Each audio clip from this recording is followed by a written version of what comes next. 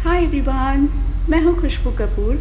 और आज मैंने सोचा कि क्यों ना लॉकडाउन से जो इतने सारे इफ़ेक्ट्स हुए हैं हमारी इकनॉमी में और बिजनेसेस में, उसके बारे में कुछ डिस्कस किया जाए। लॉकडाउन से कौन कौन सी इंडस्ट्रीज़, कौन कौन से प्रोफेशंस, कौन कौन से बिजनेसेस में साइड इफ़ेक्ट आए हैं, उसके बारे में बात करते हैं। मुझे लगता है कि सबसे ज़्यादा जो सफ़र हुआ है वो हुआ है travel, hospitality, events, entertainment, freelancers.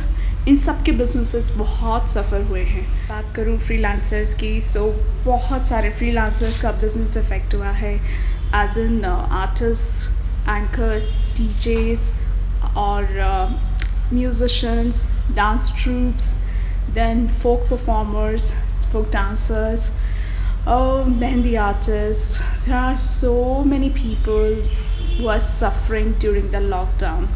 And event managers की भी हम बात कर ही लेते हैं, क्योंकि इवेंट मैनेजर्स बहुत सफ़र कर रहे हैं क्योंकि इवेंट्स ही नहीं हो रहे हैं। Same goes with travel industry, क्योंकि ट्रैवल प्रोफेशनल्स कहाँ से वर्क करेंगे, क्योंकि लोग उतना ट्रैवल ही नहीं कर रहे हैं, ना ही इंटरनेशनली और ना ही डोमेस्टिक इतना ट्रैवल हो रहा है।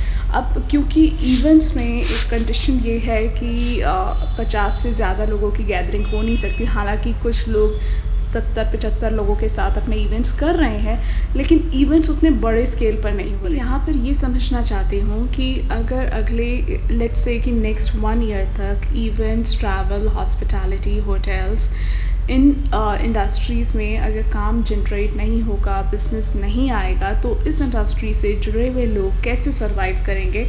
क्योंकि मैंने देखा है कि गवर्नमेंट का फोकस जो है वो मिडिल क्लास पर उतना मुझे नहीं दिखाई दे रहा है।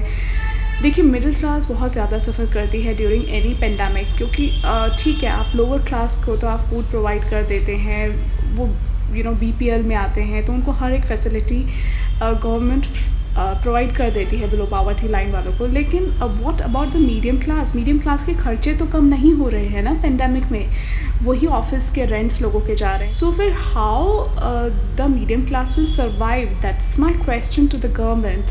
करोड़ का जो पैकेज लॉन्च हुआ है, अब इसमें कहाँ हम फ्रीलांसर्स फिट होते हैं, या फिर कहाँ पर इवेंट, ट्रैवल प्रोफेशनल्स, हॉस्पिटैलिटी से रिलेटेड कंपनीज़, होटल्स कहाँ फिट होते हैं, ये मैं जानना चाहूँगी हमारे गवर्नमेंट से, क्योंकि ये एक बहुत ही बड़ा सवाल है। बिकॉज़ मुझे नहीं लगता कि आने वाले 6, 7, 8 महीनों तक कुछ ऐसी पकड़ बन पाएगी हमारे इन बिजनेसेस में कि हम फिर से जो लॉसेस हुए हैं उन्हें कवर अप कर पाएँ।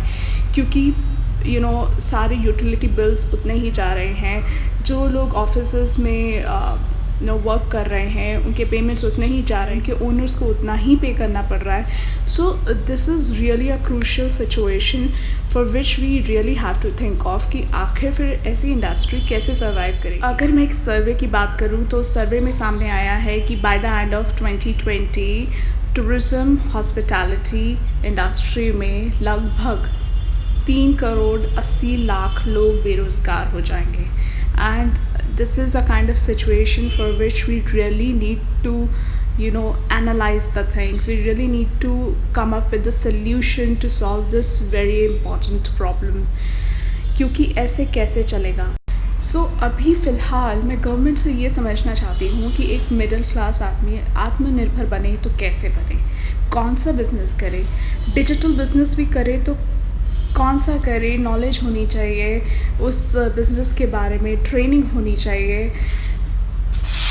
आप खुद सोचिए कि आपने चाहे कितना भी इन्वेस्टमेंट किया हो, आप जब से भी काम कर रहे हो, आपने जितना भी बैंक में पैसा रखा हो वो कभी ना कभी तो ख़त्म होगा, क्योंकि खर्चे तो उतने ही हैं। ऐसा तो है नहीं कि खर्चे कम हो गए हों, बल्कि पेंडेमिक में आप घर पर हैं तो आपके खर्चे बल्कि बड़े ही होंगे, AC के बिल ज़्यादा ही आए होंगे, खाना पीना तो बिल्कुल वही है जो पहले था।